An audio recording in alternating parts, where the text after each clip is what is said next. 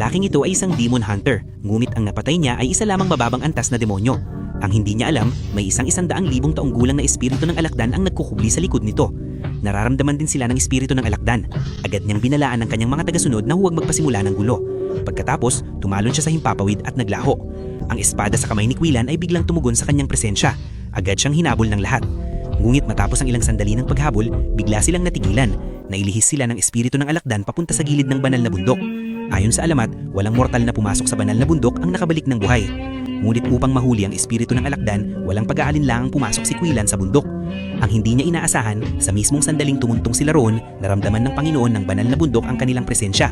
Agad itong nagsimulang bumigkas ng isang mahiwagang orasyon upang palayasin sila. Sa isang iglap, nagsimulang magbaliktad ang buong bundok. Ang langit at lupa ay unti-unting nagpalit ng pwesto. Maraming tao ang agad na nahulog. Sumugod si Quillan upang iligtas sila. Ngunit sa mismong sandaling iyon, naglunsad ng sorpresang pag-atake ang espiritu ng alakdan.